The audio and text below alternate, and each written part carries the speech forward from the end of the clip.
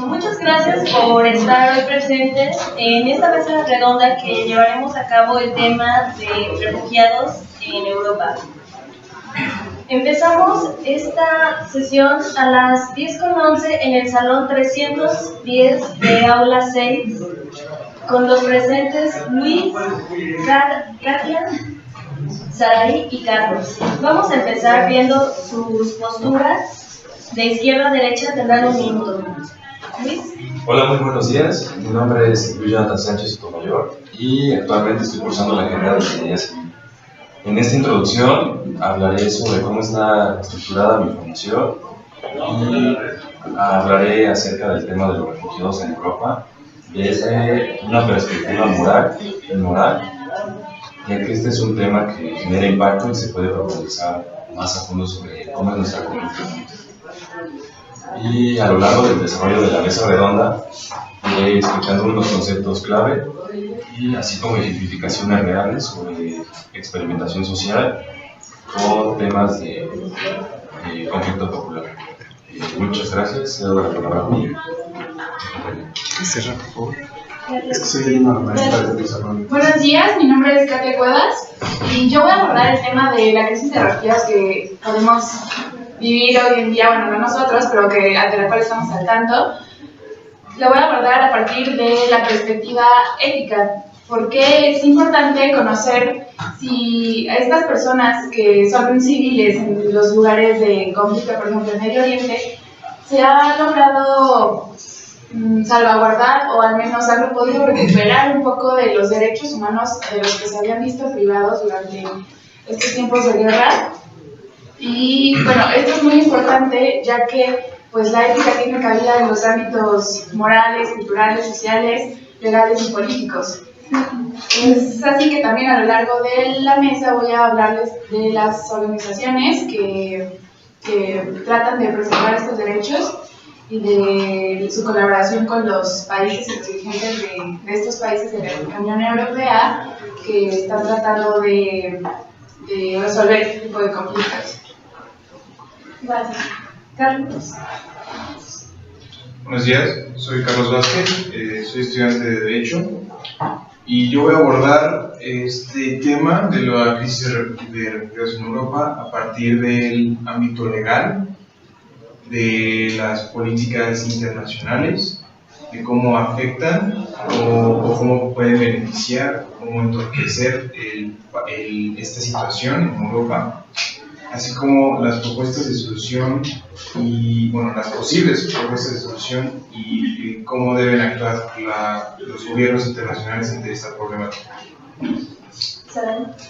Buenos días, yo soy Saraí y yo voy a hablar sobre el aspecto cultural y cómo influye esto en las crisis de los refugiados en Europa. Bueno, como sabemos, los países que son miembros de la Unión Europea son considerados países estables y prósperos.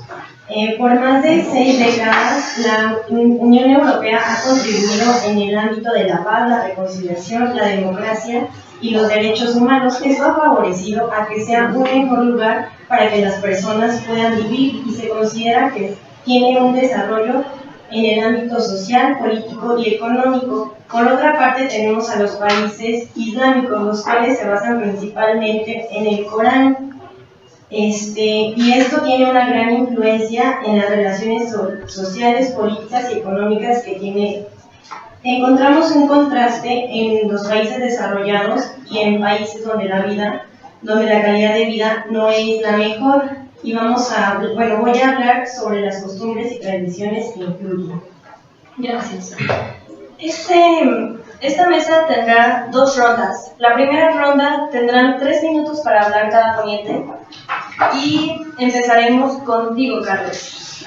¿Esta crisis de refugiados se muestra como una crisis regional o se puede convertir en un reto internacional?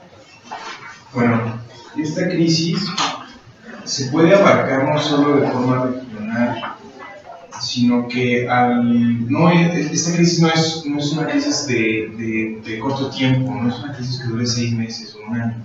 Es una crisis que dura un periodo muy largo y después de cierto tiempo se llega a convertir en una crisis internacional. Ahora, me gustaría abarcarlo en 3 niveles: el nacional, que podemos tomar como ejemplo la crisis de Siria, los eventos que sucedieron en Siria, lo que están sucediendo; la regional, en el cómo los refugiados buscan escapar de las zonas de conflicto, huyendo a los países más cercanos; y de la forma internacional, que vendría siendo ya cómo se involucran las organizaciones internacionales como la ONU para tratar de solucionar estos conflictos. En el aspecto nacional, podemos tomar como ejemplo la presencia del grupo ISIS en el terreno sirio. Este grupo radical ocasiona más de 250.000 muertos y crea una situación de terror en el país, ocasionando nuestro problema principal, que es el cómo huyen los habitantes de estas zonas de conflicto. Más de la mitad de la población siria tiene que abandonar sus ciudades y huyen hacia zonas cercanas, como lo podría ser el Medio Oriente o Europa. Siria está ubicada en una zona estratégica donde las zonas más cercanas es el Medio Oriente, y es ahí como nos vamos al sistema regional. Ellos huyen a los países más cercanos, que podrían ser Líbano, Turquía y Jordania.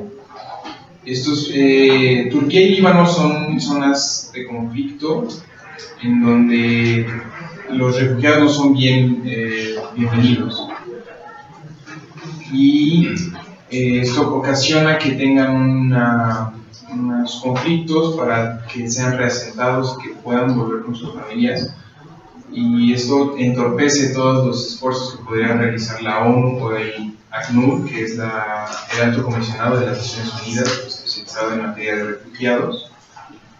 Y eso nos da paso a la situación internacional, donde organismos no gubernamentales como la ONU o el ACNUR generan reformas de leyes, como podría ser la ley del refugiado, en que se establecen todos los tipos de derechos y obligaciones que puede tener una persona que esté como refugiado.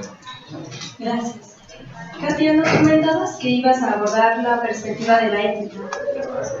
¿Qué nos dice la ética respecto a la condición en que viven los refugiados en Europa? Voy a comenzar respondiendo a tu pregunta citando un artículo de la Declaración Universal de los Derechos Humanos, que fue creada por la ONU en 1948. Y el primer artículo dice que todos los seres humanos nacen libres e iguales en dignidad y derechos, y dotados como están de razón y conciencia, deben comportarse fraternalmente los unos con los otros. Este artículo, bueno, y este compendio de leyes, de puntos, nos dice que básicamente todos los seres humanos, por nuestra simple condición de serlo, de ser seres humanos, tenemos estas libertades, lo que llamamos, por ejemplo, aquí nuestras garantías individuales, ¿no? El derecho a la salud, educación, al esparcimiento.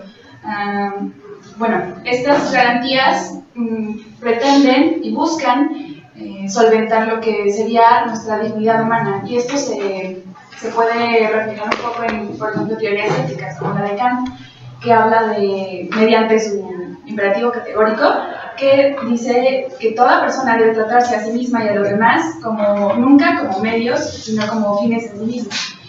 Es decir, que la esfera de la libertad de cada persona no debe traspasar la de los otros, y igualmente, bueno, viceversa. Y es entonces que podemos decir que desde el momento en el que comenzó el conflicto en estos países, pues sus derechos se han visto violentados, siendo que estos podrían ser inalienables e inviolables. Bueno, es entonces que estas personas deciden, debido a que se han quedado sin un hogar debido a una guerra de la cual ellos no son responsables, deciden trasladarse a otros países para buscar refugio. Y el problema aquí es que incluso en el momento en el que ellos salen de sus países a otros de la Unión Europea, en los que se podría pensar que ya podrían alcanzar la estabilidad y la paz que por tanto tiempo no han logrado conocer, pues no es así de todo. En el reglamento de Dublín se sientan las bases que estipulan la distribución de todos los migrantes y buscan reubicarlos, ¿no? Entonces, este reglamento fue creado por la Comisión Europea que pretende buscar la mejor manera de encontrar asilos para todas estas personas. Sin embargo, hay una brecha muy grande entre la teoría y la práctica, ya que en una planeación que estipularon, querían reubicar a 160.000 solicitantes de refugios. Y la verdad es que solamente se consiguió reasignar a 1.111 refugiados, lo cual nos indica que ciertamente no están dando soluciones viables que puedan lograr que estas personas logren estabilizar su vida y, rehacerla. Gracias. Saray, ¿nos podrías comentar qué tienen que ver las costumbres y las tradiciones de esta situación? Bueno, como comenté en la introducción, la Unión Europea fomenta y promueve mucho los valores humanos, los derechos y la democracia, y tiene muchos trabajos en materia de equidad de género. La Comisión Europea elaboró un programa en materia de equidad de género del año 2011 y precisamente terminó el otro año, en el cual abarca varios puntos relacionados con la equidad de género, los cuales son que las mujeres y los hombres tienen que tener una independencia económica, tienen que tener igualdad en trabajo, en la toma de decisiones, tienen que tener dignidad y se tiene que poner un fin a la violencia. Por otro lado, las principales normas que rigen a los musulmanes son el Corán, y las principales son que el gobierno que ellos tienen es teocrático, es decir, que se basan en el Corán y funge el papel como de constitución. También nos dice que los hombres y las mujeres son iguales, pero que el hombre, al tener más derechos, más obligaciones, como mantener a su mujer, tiene más derechos. Los hombres se pueden casar 4 veces, todas sus esposas tienen que estar de acuerdo, pero si alguna de ellas no lo está, él puede ignorar esa opinión. También nos dice que el hombre es débil en la carne y que si las mujeres lo incitan, se tienen que vestir de una manera correcta para no incitarlo. Y nos dice por último que el musulmán intentará influir en la política de países extranjeros para que las leyes se asemejen al ideal islámico. Con esto nos podemos dar como una idea como de las diferentes perspectivas que tienen los países de la Unión Europea y los países musulmanes. Todo esto nos da como salida a otro problema, que es la religión. Principalmente los países europeos no aceptan que los musulmanes vivan en sus países porque ellos tienen miedo a perder esa identidad cristiana. Muchos de los funcionarios del gobierno dicen que no se van a sentir cómodos porque en los países europeos no hay mezquitas y que cómo ellos se van a integrar si no les va a gustar estar ahí.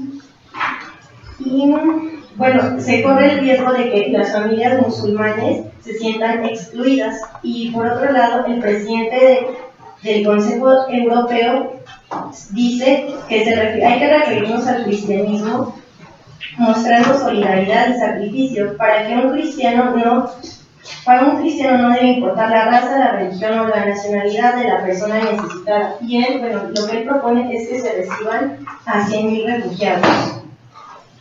Ok, muchas gracias. Luis. Bueno, como mis compañeros han hablado de diferentes perspectivas, yo, como lo mencioné en un principio, me voy a enfocar a la parte de los juicios, cómo juzgamos y cómo evaluamos las cosas, y desde el punto de vista moral e inmoral de las cosas.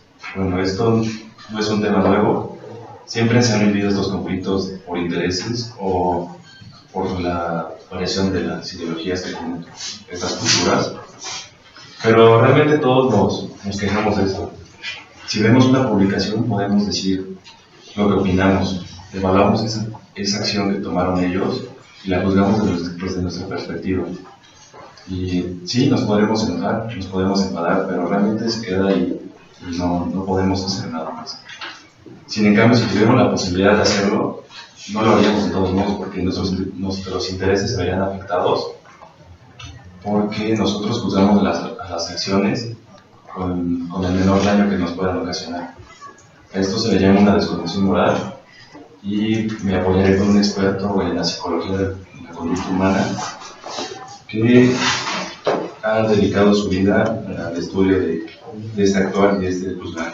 Su nombre es Albert Bandura, y la frase que cito será: ante una acción que nos puede ocasionar un daño, variamos aquellos pensamientos y juicios que las personas usarán para justificar su comportamiento. Bueno, ¿qué nos dice esto?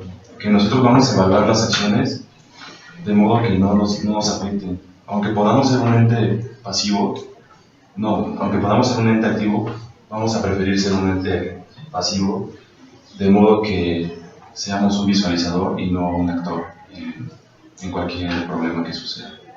Y este es un problema muy grande, porque esa falta de empatía ha ocasionado que todo esto siga, y más adelante hablaré sobre un ejemplo para que quede más claro. Gracias. Para esta segunda ronda tendrán otros 3 minutos para contestar las preguntas y se basarán en estudios que han hecho a través de sus investigaciones.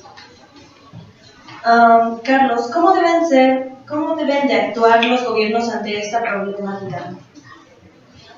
Bueno, los gobiernos tienen que actuar en unión, porque este conflicto está causando muchas violaciones de derechos humanos. Hay 1 millón de refugiados en Europa, y 1 de cada 2 refugiados en Europa está huyendo de la guerra en Siria. 38 países europeos recibieron más de 264,000 solicitudes de asilo, y realmente los países que están recibiendo estas solicitudes no están facilitando el proceso que tienen este proceso de cambio que están viviendo estas personas. La Unión Europea ha gastado más dinero rechazando migrantes y refugiados que en la ayuda humanitaria que han recibido. Los gobiernos tienen que estar preparados para plantearse una pregunta base: ¿quiénes son los países que en verdad están listos para tener el cargo de estas personas, de estos refugiados? ¿Cómo se puede ayudar? ¿Cómo se pueden ayudar entre ellos para resolver la crisis?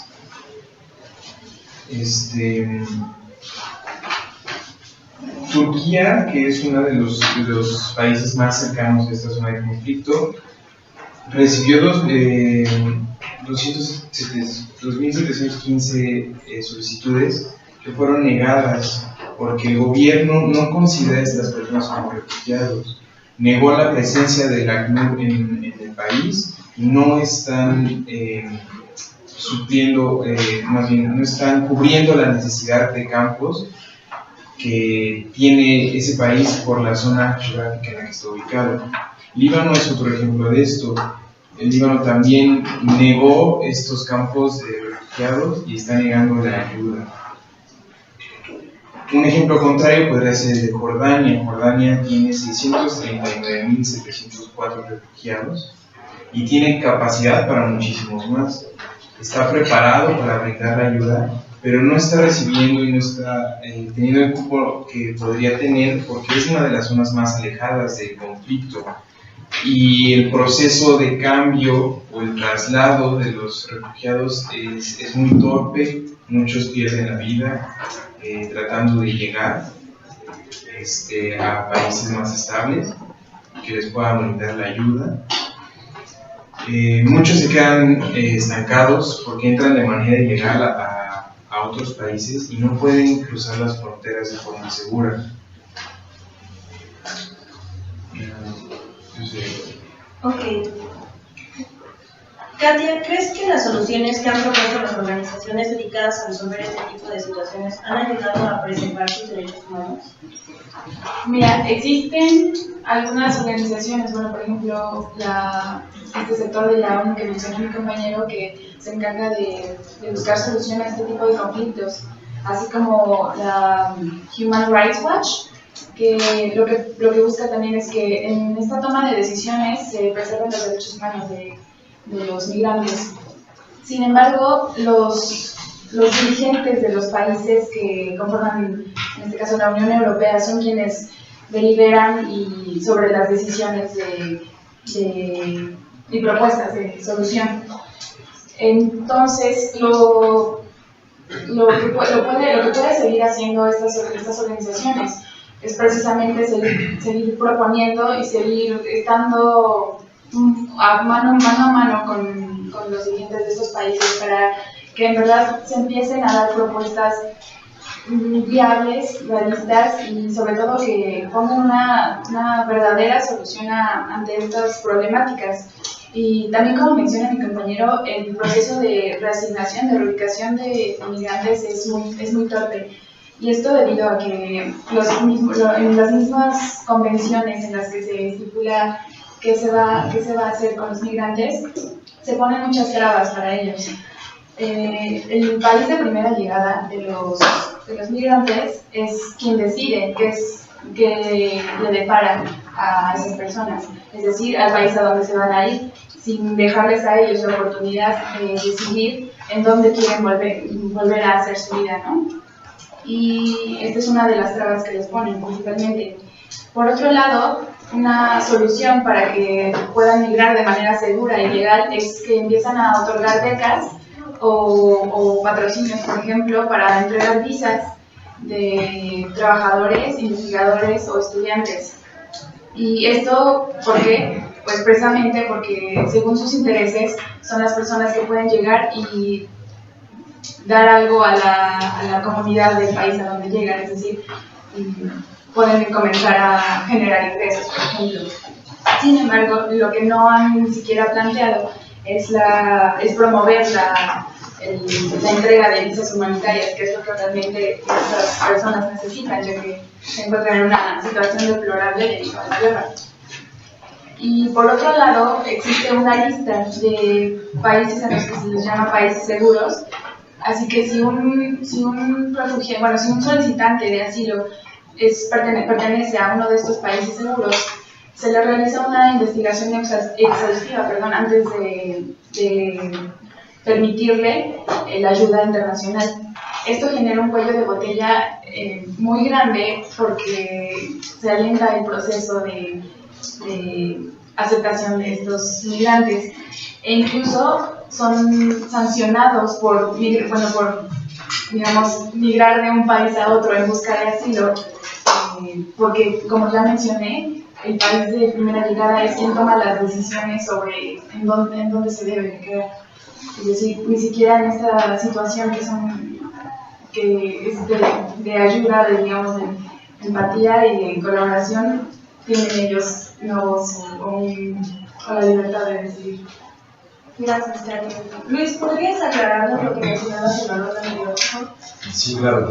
De seguro se preguntarán de qué está hablando, ¿no? ¿no? En una desconexión moral es cuando realmente no tienes esa empatía. Y para que quede más claro esto, voy a tomar un ejemplo. En las redes circula un video en el que un joven le pide de comer a ciertas personas, así para hacer. Estos generan un descontento y demuestran su frustración. ¿Sabes qué? Busco un trabajo, ¿por qué lo haces? Y pues realmente no sabemos qué hay detrás de una persona que está en la calle en esta situación. Ahora cambian los papeles y él se pone una ropa traposa y le da a un homeless de comer.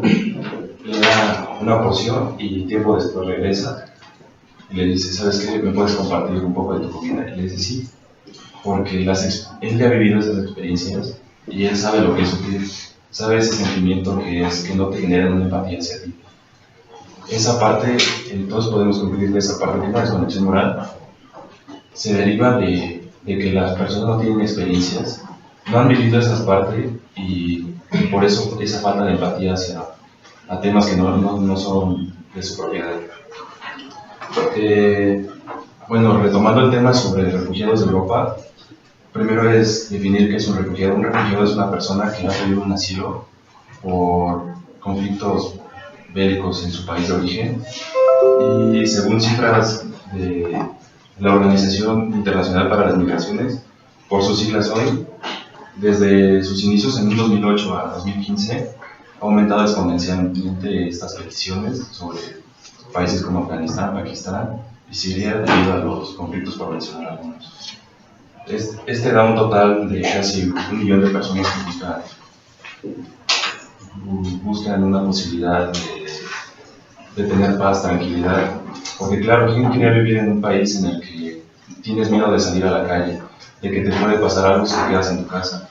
Esa tendencia ha propiciado que estemos en una crisis migratoria, porque al no poder estar en su país, ellos entran en un conflicto emocional de qué voy a hacer con mi familia si les puede pasar algo, o cosas así. Hay algunos países que han aceptado a estas personas, hay algunos otros que no, y por mencionar algunos voy a citar a Suiza, una pequeña comunidad que ha optado por pagar una multa de 232.000 euros para no recibir a estas personas llamadas foráneos o que afecten sus intereses. Esta comunidad es de Overville y se compone por puros multimillonarios, y pues claro, ellos no han vivido esa parte de vivir el sufrimiento, de no tener una casa, de no poder darle a sus hijos la mejor seguridad, y pues es más que nada lo que estoy tratando en esta perspectiva de mi discurso. Gracias, Luis. Saray, ¿qué conflictos han ocasionado este choque de culturas y cómo se estaban tomando? Como lo han mencionado mis compañeros, a varios países europeos se les pidió que recibieran a los refugiados. Sin embargo, en los últimos meses, en varios países de Europa, se han desencadenado una serie de ataques y violaciones masivas en contra de las mujeres. Un ejemplo es Alemania. Alemania dio asilo a más de 1 millón de refugiados, pero es hasta este momento cuando está empezando a tener las consecuencias. Un ejemplo claro es en la víspera de Año Nuevo. Karl Thomas escribió un artículo en el cual narra los hechos.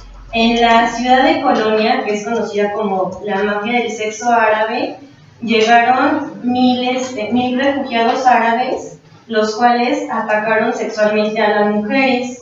Se registraron 400 denuncias de asalto sexual, robo y violación. Sin embargo, el gobierno no pudo hacer nada, por lo mismo de que eran muchas personas, no tenían alguna manera de comprobar que eran ellos.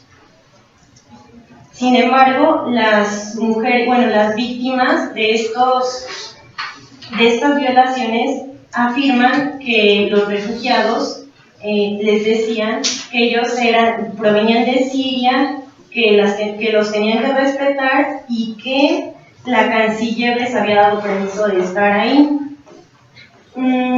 Esto nos hace cuestionarnos si estamos ante un patrón común de comportamiento, un desprecio total hacia la mujer por parte de ellos. La canciller alemana se dirigió hacia ellos y les dijo que no estaba dispuesta a aceptar este tipo de comportamiento, que ellos tenían que acatar las normas de este lugar, si no iban a tomar las medidas necesarias. Los diarios de Alemania reconocieron ese descontrol, pero nunca especificaron el motivo por el que había ocurrido. También en otros países sucede lo mismo, como por ejemplo en Suecia. Los medios de comunicación están al tanto de estas violaciones, sin embargo no pueden hacer nada porque son intimidados por los mismos inmigrantes. Noruega, Dinamarca e Inglaterra, el 99% de las violaciones que se han registrado igual son por inmigrantes musulmanes, los cuales agreden, insultan y violan a las mujeres. Según el Infowars, el número de violaciones ha aumentado un 1.472% en los últimos años. Muy bien, pasaremos a la parte de conclusiones y cada uno tendrá 3 minutos para dar una conclusión de ideas concisas y una solución ante este problema. Perdón, antes de la conclusión, ¿tú vas a dar la conclusión? Sí. Sarai, ¿cuál es la postura que deben tomar los habitantes de los países, así como los inmigrantes? Bueno, como mencioné, el rechazo a la población islámica es uno de los principales problemas de extrema pobreza que se vive en Europa. Varias organizaciones a nivel nacional e internacional han tratado de trabajar para disminuir esta violencia por medio de campañas de prevención, integrando a las personas, informándolas y sobre todo creando una conciencia. Pero como lo mencioné con anterioridad, debido a las costumbres y tradiciones que ellos tienen, es muy difícil, porque por ejemplo, ellos están muy apegados al Corán y a lo mejor la sociedad lo ve como algo mal, algo que está éticamente mal. Sin embargo, ellos no, entonces es como este choque.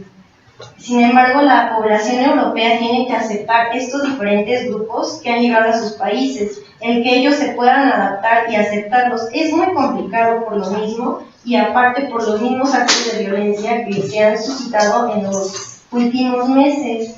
Los gobiernos tienen que trabajar para que los ciudadanos se puedan integrar y exista una equidad tanto como para las personas que viven en la Unión Europea, tanto como para los musulmanes, porque al final del día son seres humanos y tienen derecho. Gracias. Carlos, ¿cuáles son tus propuestas? Bueno, la primera propuesta que creo que se tiene que abarcar es que los gobiernos que están involucrados en este conflicto, que es la recepción de los refugiados, primeramente tienen que dejar de acusar la situación que viven en los países por los refugiados como un conflicto social y económico. Deben de dejar de culpar a los inmigrantes como agentes de conflicto económico. Un ejemplo podría ser Grecia, que está regresando a los inmigrantes por el conflicto económico que ya se vivía en este país. Otra propuesta que podría ser es abrir rutas sin riesgo para los inmigrantes, asegurar que lleguen sanos y salvos a sus destinos. Podrían ser propuestas de solución algo difíciles de realizar debido a las normativas que tiene cada país respecto a sus políticas internacionales y de migración, pero yo creo que las propuestas que afectan menos a las personas en este tipo de situaciones y que vulneran de menor manera sus derechos humanos. El proporcionarles visados, muchos de ellos salen prácticamente con las manos vacías, ellos no tienen sus papeles, sus documentos de viaje, ¿no?, en las manos. El reasentamiento de los refugiados que los consiguen, la facilitación de trámites burocráticos para que el reasentamiento sea posible, y el permitir el cruce de fronteras sin o con los documentos de viaje. La ONU trabajó hace poco en una reforma llamada la Ley del Refugiado. Esto también es un gran paso, ya que establece los derechos de los refugiados que, en pocas palabras, pues tienen derechos a no ser expulsados, a no ser castigados por la entrada ilegal a los países. La libertad de religión, la asistencia pública y el derecho principalmente a emitir documentos de identidad y de viaje. Los inmigrantes sufren mucho de problemas por xenofobia y por conflictos raciales. Esto también es un gran problema que se tiene que abordar y podría ser también un gran avance en la solución de este conflicto, ya que estos tipos de problemas xenofóbicos generan más violencia. Gracias. Katia, ¿podrías decirnos si crees que es fundamental que se antepongan los derechos humanos a las políticas de la Unión Europea? Así es. Mira, concluyendo y con lo que hemos recabado a lo largo de esta meta, es muy difícil llegar a una conclusión concreta o llegar a dar soluciones que sean viables y que sean realizables.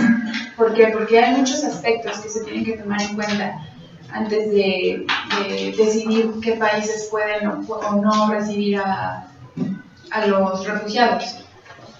¿Y esto por qué? Porque obviamente todos los dirigentes tienen estas preocupaciones acerca de si esto va a afectar su situación económica o el tamaño de su riqueza o la manera en que absorben sus ingresos, ¿no? O incluso también que el hecho de que acepten a estas personas genere que el conflicto que se está llevando a cabo en el Medio Oriente se traslade a la Unión Europea, que de hecho pues ya es una línea como muy borrosa la que existe entre este continente y el otro, ¿no? Entonces, sí, creo que es necesario que los derechos humanos se antepongan a los intereses económicos o políticos. ¿Por qué? Porque el simple hecho de poner estas trabas habla de la deficiencia de las carencias que tienen los sistemas como gobierno, como sociedad, ¿no? Entonces es importante que se empaten los intereses tanto de los países que conforman la Unión Europea y que fungen como refugios, también con las organizaciones que tratan de preservar los derechos humanos de los refugiados y con los mismos solicitantes de asilo. ¿Para qué? Para que de esta manera puedan alcanzar un punto de equilibrio entre cada uno de ellos, ¿no? Es decir, proponer soluciones que eventualmente lleven al desarrollo tanto del país como del desarrollo, no sé, profesional y personal de estas personas. Y bueno, ¿esto mediante qué? Pues obviamente la recepción de estas personas, incluyéndolos en la sociedad, incluyéndolos en sus costumbres, en su cultura.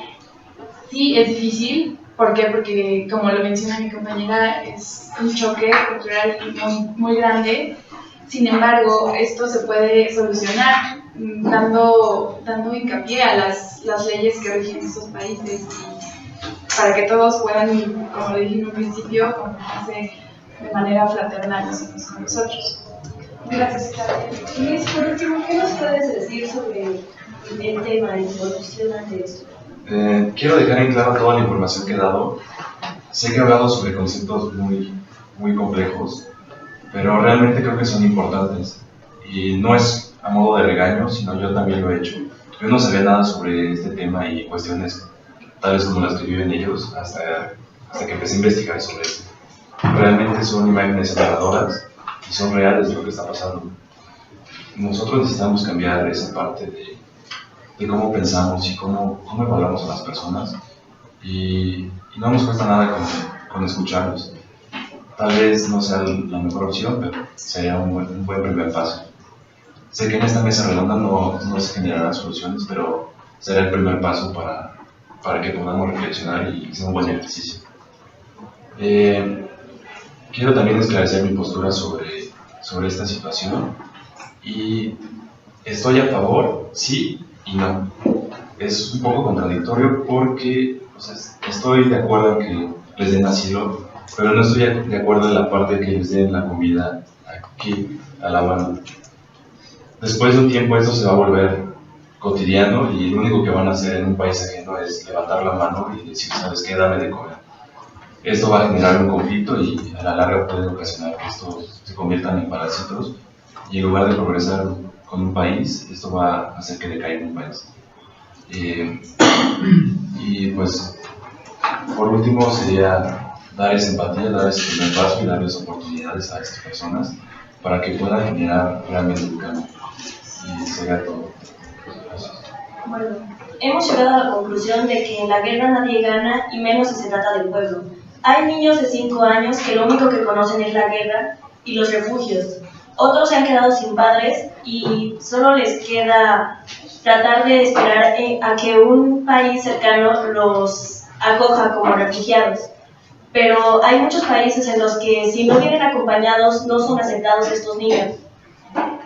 Y las mujeres embarazadas no pueden dar a luz porque en los hospitales han sido destruidas las instalaciones o se han matado a las personas que atienden deliberadamente para que no puedan dar ayuda a estas personas.